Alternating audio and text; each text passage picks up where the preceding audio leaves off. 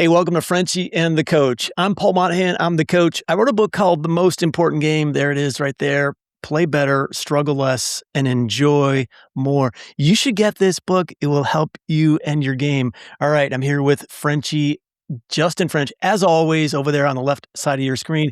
Frenchie back from vacation, all fresh-eyed and ready to go. We got a special guest today, Frenchie. Why don't you talk us through who we got, and let's dive into the content for the day. You bet, man. Good to be back. Just excited today to have my friend Heath Holt on. He's a guy that's from right here in Springfield, Missouri. Caddied on tour for, I can't believe when he told me this, 27 years. Has been with a number of different players, been with Brandt Snedeker for a couple of years, and just excited to get the kind of behind the scenes look that Heath gets every week behind the ropes. So Heath, great to have you on this morning. Thanks for joining us. Thanks for having me on.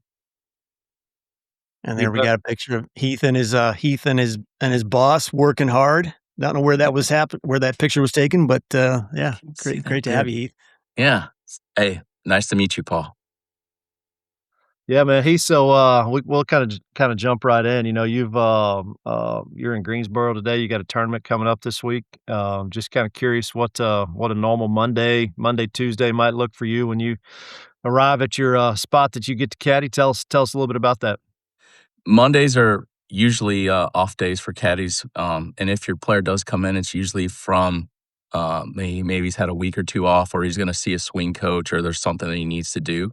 So Mondays are usually reserved for if you work for a player who's not playing the Monday Pro-Am. I typically just get a new yardage book, and then I go out and scout the course and just make sure that I notice any changes that may have been made to the course. Just kind of reconfirm the lines that we're going to take off tees and the clubs that we're going to hit. Look and see if anything's changed around the green complexes, if they've mowed a different run out area somewhere, or just stuff like that. Just get familiar with the course. Just refresh your memory just a little bit. Yeah, makes sense.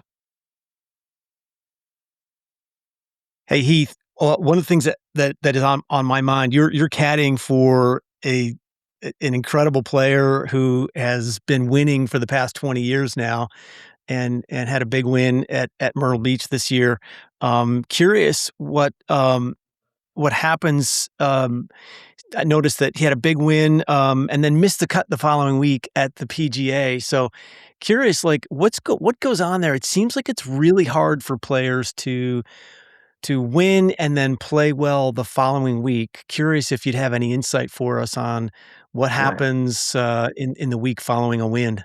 You hate when that happens because you feel like, hey, we kind of figured this out. Let's like it's like getting like a hot, you know, shoe playing blackjack. You're just like, this is gonna last forever. It's funny you say that because I really remember thinking to myself, this is a really good golf course for us at the PGA Aronimink, and there's no reason why we can't keep this going. But what's not realized by a lot of people is how mentally straining it is to be in contention 4 days in a row. Even though you can't win the tournament on the first day, there's still you're sleeping on, hey, this could be our week, this could be our week. And I think what happens is you're physically there, but you're not mentally as sharp. And the mistakes that are out there kind of waiting for you to commit them, you just don't recognize them as fast. And you make one or two mental mistakes and it just snowballs and you feel like you're on the wrong side of the momentum very quickly. The way that we finished there, that second round, we had no excuse for missing that cut there. But it happens. And we had a talk afterward, and I just said, I felt like I wasn't any help. I was so exhausted I couldn't help you, you know? And he said, yeah, we just made some decisions. It's really a mental fatigue thing because you were under the gun so much. And then we didn't really have plans to go to the PGA. We played our way in there. So you're rushing around last minute, getting there and he's trying to celebrate winning, something that's an unbelievable accomplishment coming back from where he's been to get his 10th win. We don't really even have time to celebrate that, and you're just thrown right back in the next Thursday. Okay, now let's go play another tournament. We made a few mistakes there that I wouldn't want to make again, but That's I think it's part of it. It's like you said, there's a long track record of that happening, and I just chalk it up to mental fatigue. You're just not there. I don't know. It's weird, but Yeah, it that makes happens. perfect sense. Yeah, and I think it's really interesting that you talk not only about the mental fatigue that your player is feeling, but that you are feeling as well. And I think that's really probably enlightening to, well, certainly to me and to a lot of people listening as well. The PGA itself, majors are set up pretty tricky, and so mistakes are kind of amplified when the golf courses are that severe. So what would be a normal mistake at say a normal tour event? If you like you short side it, it's that much more penal because the greens are that much harder and faster, and the rough is that much higher.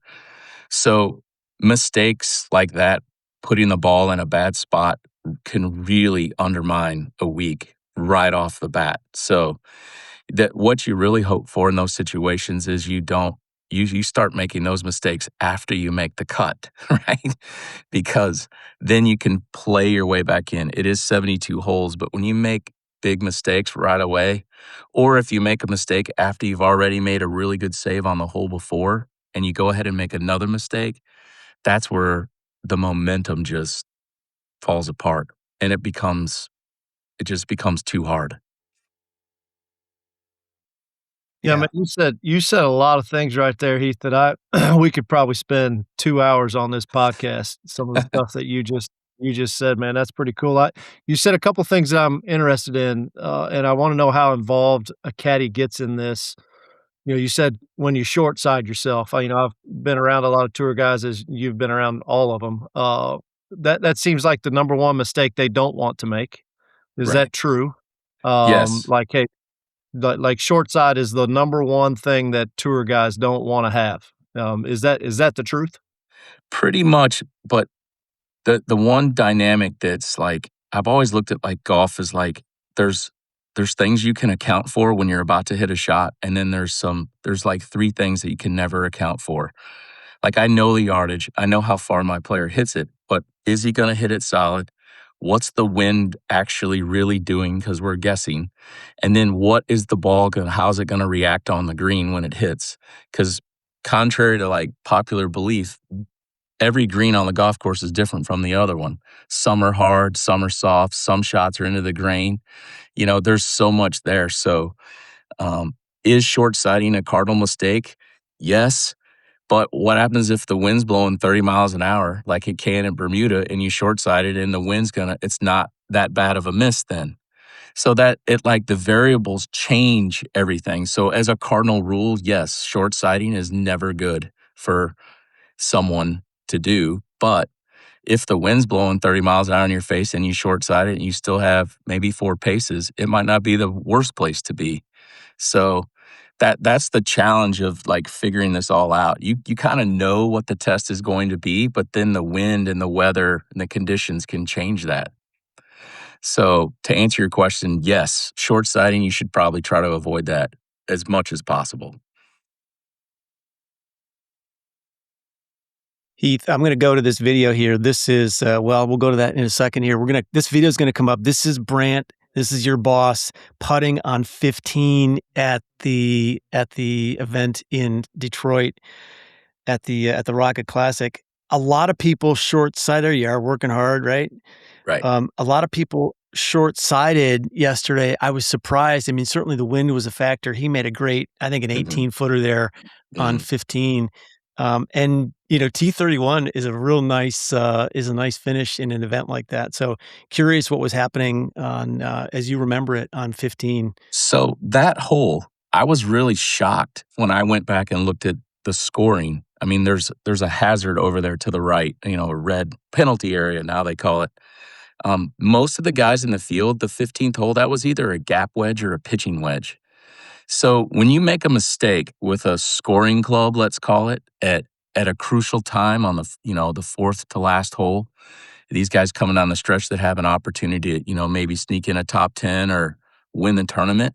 When you see a guy hit a poor shot there, the wind was down off the left or just, I would call it an 8 o'clock wind, or maybe 9 o'clock, but I really was surprised that I saw some bogeys made there or some poor shots because that is, that's their bread and butter is, wedge conversion. That's what pushes you. And if you don't have that psychologically, if you're not doing really well there, well, wait till you get to 17 because you're going to have to hit a 4-iron in there or a 5-iron. So it's like, it can really, you got to just kind of like chalk it up. I missed my spot there. I'm not a robot, whatever. But for us to get it to 18 feet, like, I'm going to tell you, we really didn't think that was that great of a shot. But if you're in the lead of the tournament and you have a real chance to win, that's where you're trying to hit it. The mistake there would be put it in the front bunker or hit it right, because then you're on the wrong side of the wind or you're in the hazard. So that's kind of like the inside baseball part of it is like it depends where you are in the tournament, how good that shot actually is with the amount of pressure that you're under. So for the guy who went through there, who went off the backside first, who's in last place, that's a nothing shot for him, right? That's a gap wedge. That's nothing. So, but for the guy leading the tournament to stand up there and get it right, I mean, you saw the guy who won and he stuffed it in there. So that's probably why he won, because he hit the right shot at the right time. Yeah, he did that a lot yesterday. He sure did. He did that a lot. Yeah. He did that a really lot. I really watching the end of that tournament, thought it was cool watching him, like, put the golf ball where he's supposed to just down the stretch. And then even on 18, hitting it to 20, I mean, he was aiming 20 that's where he hit it. He hit it where he was aiming, and then he stuffs that putt in too. So, Right. you It know, was you said incredible birdie yesterday. Incredible. yeah, great birdie. I like that, there's so much more, I think, than what the average person like me, knows from a caddy standpoint. Like, you are so much more involved in, like, all of the things. So when you get on a tee or you get in a fairway, tell me a typical like, what are you giving to Sneds? I know you're, from a number standpoint and all that, but what all's Right. going into that? So we have pictures in the yardage book. It's actually like a photo. It's on the bottom part of your upper page in your book. And you can see it has like the runouts. So you kind of have a grid or a goalpost, let's call them. So honestly, he wants to know, and you want to know, what's the widest part of the fairway, right? At its wide, is it 30 yards wide, 50 yards wide? Um, what are my lines, my finish line? Where's the ball need to finish based upon where the wind is or the contour of the fairway? So there's a lot of times when you're like, hey man, you need to hit it at that, camera tower over there on a different hole. And they're like, what? And well, the fairway banks so hard right to left that that's the center of the fairway. But you're looking at, is there a carry that we have to hit it over? And what's the run out? And then part of the process that we talked about earlier on Monday, like what you do on Mondays or Tuesdays when you're scouting the course is, well, what's the rough like there? Is it better for us to go ahead and hit it through the fairway there and have a shorter club in because the rough isn't that bad, right? Especially if it's a shorter hole and the pin's on the back of the green, because you have to control spin to get shots close on the back of the green.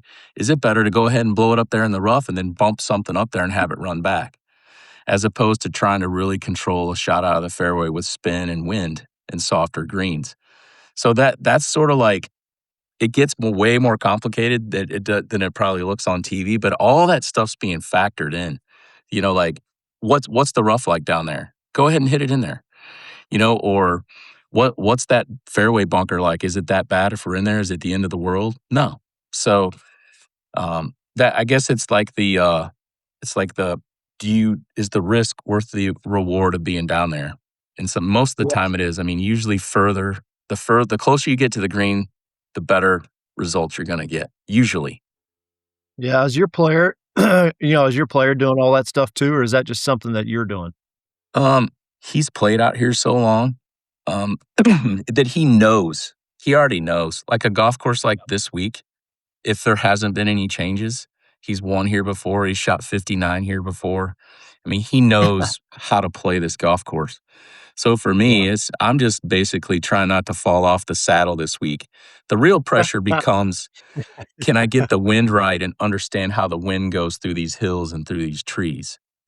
It is a Donald Ross course, so of course you've got back to front greens, and usually over Donald Ross greens are death. No right? bueno. So No bueno. this Yeah. golf tournament is basically, can you stay below the hole and can you make some putts? Because that's basically this golf course in a nutshell. Yeah. So we'll see. The win part is the hardest part of caddying, in my opinion, really understanding the wind and how it reacts, on certain shots, whether it's an uphill, maybe you got a really short shot, but it's an uphill shot and the wind can knock the ball down. I mean, it's so complex. You think you have it figured out, and then it changes. One ball will go, one ball will come up short. So, and they are Bermuda greens here, which is way better than what they used to be.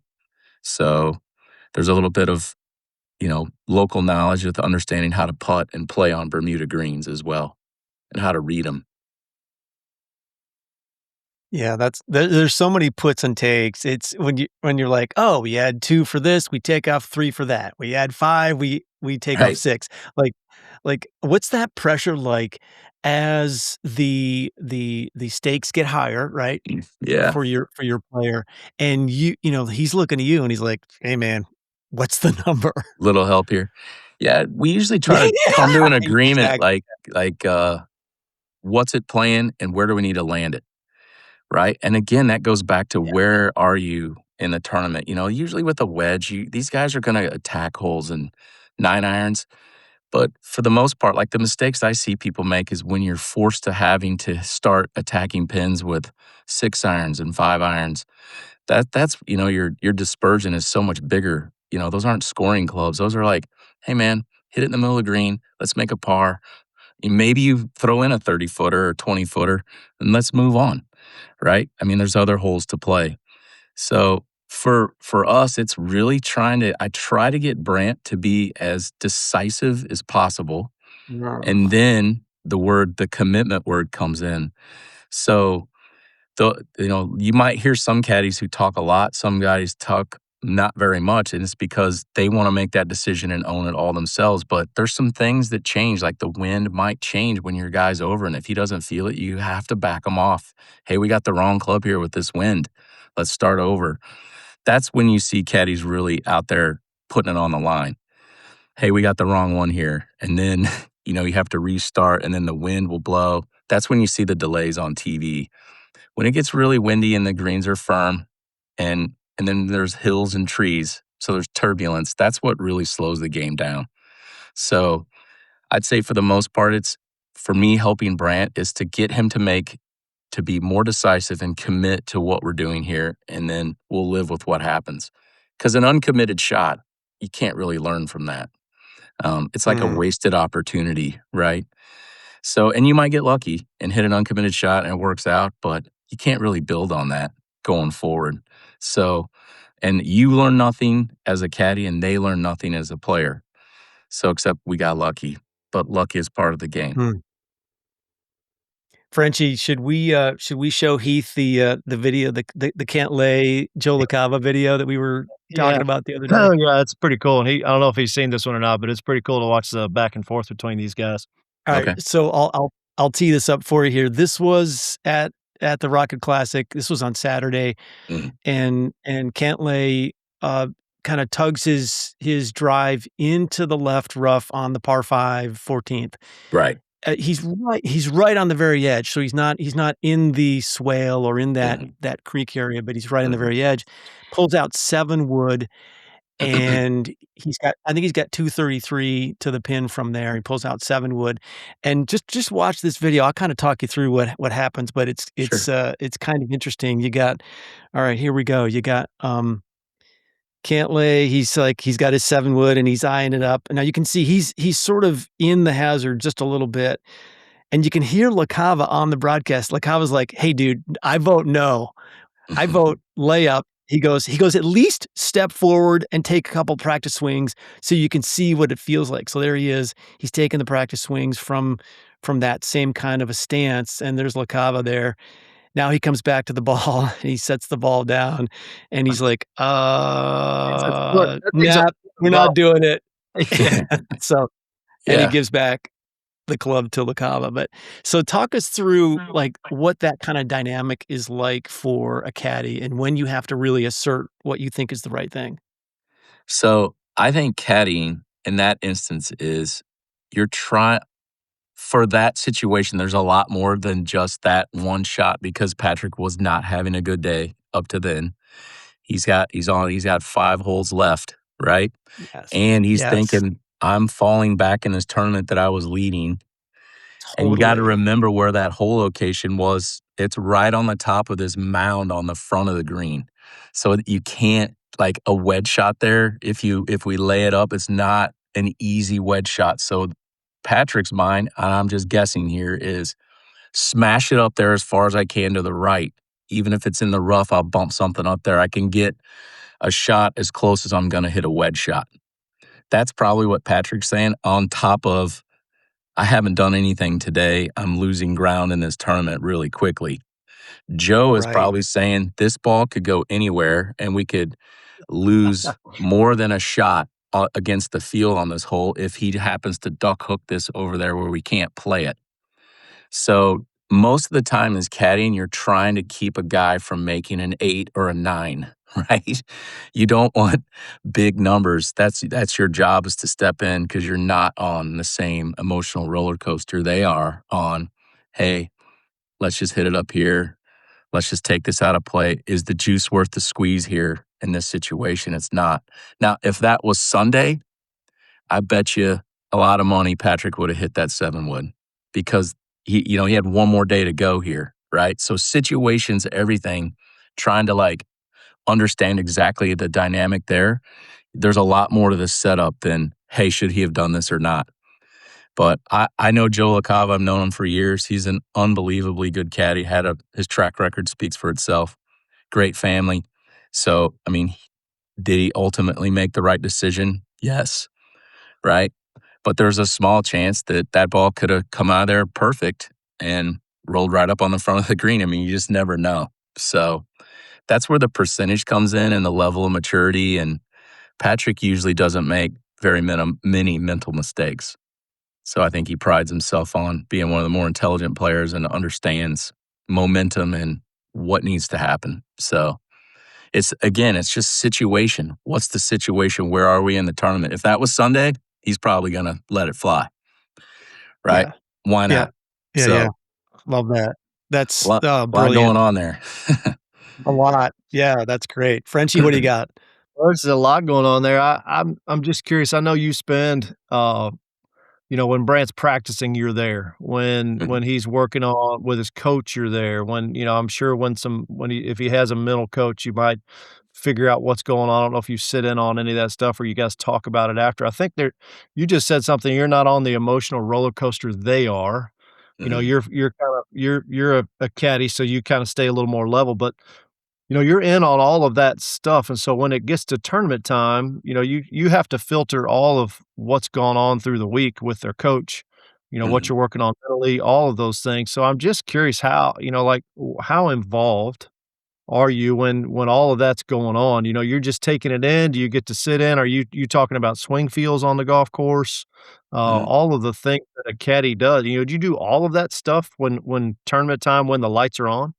Sometimes, and it depends what the player wants to let you in on. Like I've always thought that there can be too many butts in the kitchen with the Yeah, swing. Right now, you can be a pair of eyes for like, hey, I think you're lining up over here or the ball position, but it's kind of like sacred ground between a coach, their swing coach, and the player.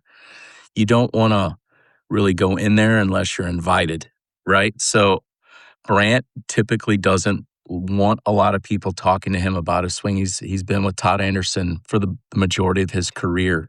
So I think it's pretty best to like good. let those guys do things. Do you know Todd? Yeah, great guy. I know. Yeah. So we're actually going to get to see him this afternoon. Do a little more tuning up for this week. But um, most of these players, they do have, like you mentioned, like a someone they talk to, mental for the mental side, and then a lot of guys have an analytics guy or a data guy. And Yeah. sometimes those guys, a data guy can kind of wear the same hat as a mental coach because that's where we get these numbers from. Like anymore, most of the players, they'll get what's called live data. So I know what happened historically from last year's data. I get that the night before as I'm putting in the whole locations and we're kind of going through this is good, this is bad, this bunker is historically bad. But that if you have a late tee time, a lot of times guys will receive some live data and it'll say, here's where the birdies are coming from, right? Here's where the double bogeys are coming from. So there might be an instance on a par 5 where you think, oh, we need to blow it up there right in front of the green to make birdie. Well, the real time data from the guys that played this morning are showing that the birdies are actually coming from 90 yards out, right? So Well, those are some of the last minute tweaks that you have to make, and you're standing on the driving range and you're scrolling through, or you can do it yourself because they have shot link data. I can look at the data and see where the birdies come from, where the bogeys come from, and understanding like, hey, I need to put a big red X on this bunker. Not one person that's hit it in there. 10 guys have gotten it up and down. And those are sort of the things that at least my player talks about. Is that bunker dead? Yes. I mean, that helps to make the decision quick because Brandt likes to go extremely fast. So he yeah, he can does. digest the information really quickly and make a really good decision, and we go. That You really mean helps him. he's saying, "Hey, if I go in that bunker, like, let's not go there. I'm dead if I go in there." Is that the language that you use? Pretty much. He'll just say, "What's the Okay, bunker like?" And I'll say, "30%," right? Or I'll say, "It's good to go." Barring it plugging. I mean, there's always that caveat, unless it plug, right? right. But I mean, you're not going to say that. You're going to say, "Is that bunker No. any good?" No. Let's keep it over there. So he'll maybe aim a little bit different, right? Because the wind's pushing it toward the bunker, or he maybe hit it a shot into the wind, cut it up against the wind. It just depends on the situation. And because that's like what changes, because I have the data from the year before, but the wind might been a different direction. So is that bunker really dead right now? No, it was dead last year, right? But not this year. Yeah. And it's the same hole location. So that's what all these guys are doing that people don't realize. Like you don't realize how much analytics has changed that to where, hey, I know the answers to the test. Right? Now, can you go out and execute? Right? So, Yeah. and again, it goes back to those three things I said you can't account for is what's the strike on the ball, what's the wind really going to do to it, and how's the ball going to react on the green. Those are the things you can't account for. You can have a pretty good guess, but those are the unknowns, right? So I know how far it is, and I know how much uphill or downhill it is within a yard, Yeah. right? And maybe even shorter than that, but you can't account for a lot of those things. So Well, your job has changed a lot over 27 years, and some of the stuff you just talked about analytics wise. We've had Scott Fawcett on from Decade yeah, Golf on the I know Scott. podcast. Yeah, great listening to him and like what Mhm. the changes that you're real time changing that on the driving range before a round. Right. That's That's that's crazy. different than 20 And years it's ago. And not like every hole has changed, but it might be. And look, that's the competitive advantage that might separate, a top 20 from a top 10 or a top 10 to a top 5. Making yeah, that one little tweak, knowing that, and then you can build on that momentum, and all of a sudden you finish off a tournament. So that's how I hate it that analytics has become such a big deal, but it it can identify, a lot of things and you can actually go forward from there because it tells you what you're doing bad, what you're doing good against everybody else. So yeah. there's no magic in this. I mean, what did Ben Hogan say? The guy who shoots the lowest score is going to win. I mean, but at the end of the day, there's 144, 156 guys trying to accomplish the same goal, but they do it so different, right? Right. So Yeah. I think the analytics is made, I think it's compressed tournaments down because people don't make the same mistakes they used to, right? Young guys coming out of college because of guys like Scott Fawcett, who they worked with all through college or maybe even in high school, big amateur events or whatever, they play like veterans when they come out of college. They used to not do that, right? There was like Phil and Justin and some guys and Bryson DeChambeau who came out early and like were able to make that transition. But most guys, the reason they're held back is because their course management was poor. Now a guy can lay that all out for you. It's just can you Yeah, execute it? yeah, So that's cool. Heath, as we start to wrap this up, Frenchie and I have listeners that are amateur players, and our mission here is that they get something out of this, right? That they can take to their game. So I'm curious, in all your years of experience watching your players, watching other Mhm. players, what are some of the things that amateur players can learn about the mental game dynamics that sometimes get in the way and how they might work to overcome the things like, the fears, the doubts, the frustrations that are just a part of the game? A lot of my friends at home I play with, I think in order to get really good at the game or get really good at anything, you have to practice. And a lot of people amateurs that I come around and play with, they never practice. So all they Oh, have is no practice and a whole lot of expectations. So what I talk to people wow. is like, manage your expectations out here. Um, just play like kind of plot yourself around. They're always going for the home run every opportunity they have a shot instead of, you know what happens if you miss over here, you're going to make a double. Play to the center of the green, play for pars, and you'd be surprised how many accidental birdies you make, right? Just by being in the right position. Or when they get in trouble, they always go again for the hardest shot possible. I watch guys, and we don't have much rough at Millwood where I play usually, but if it gets a little bit high, they get in there with a club they have no business hitting, right? My player wouldn't even do it. He'd say, I'm just going to hit a wedge down here and because he's a good wedge player, and then we'll make, I'll give myself at least a chance to make a 10 or 15 footer. So I think most of the time is if you're not going to practice, don't bring a bunch of expectations and measure yourself with your score with everybody else because you're already setting yourself up to fail. Now, and that doesn't mean you're not going to play good that day because everybody gets lucky, right? And you get a feel. But I'd say if you're not going to work at it and practice it or at least invest some time reading on what to do, then I really don't know what to say to somebody like that except what did you expect was going to happen, right? So those guys that make it look really easy, they either played a lot of golf in their past, they played some college golf, whatever level, and there's a lot still in there that they can rely on. But someone who's new to the game, if you're not going to work at it, it's just not going to happen. It's just not reality. That's some great stuff right there. Yeah, you don't realize that you just talked about some of the stuff that we talk about every week as far as Oh, managing expectations. Yeah, yeah. you've been That you've been even around a applies out here. Expectations are, a guy knows how, these players know how they feel. And if you just say, well, I feel like I should win anyway, you know that it's not going to happen. That doesn't mean that great shots can't happen in the meantime, or you can kind of back your way into it. But it's a process. It's like building on top of everything else. So it takes a while sometimes. Yeah, that's beautiful stuff, man. We're kinda bumping up against some of the time, Heath. We Yeah, we can't thank you enough for, taking some time today. We obviously wish you guys, like, nothing but I'd love to see Brandt win this week, man. That'd be awesome. We'll have if that happens, we'll have you back on. How's that? that'd be We'll talk a awesome. little what Talk the about week his was like. 11th win, number 11. Yeah, That would be amazing. Crazy.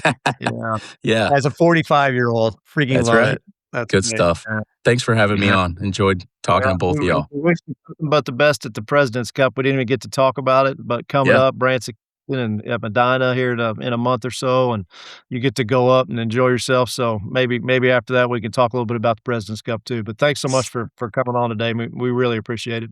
you bet, guys. Take care.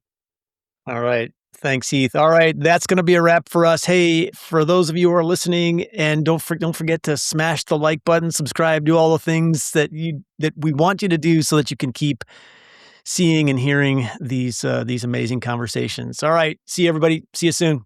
See you, man.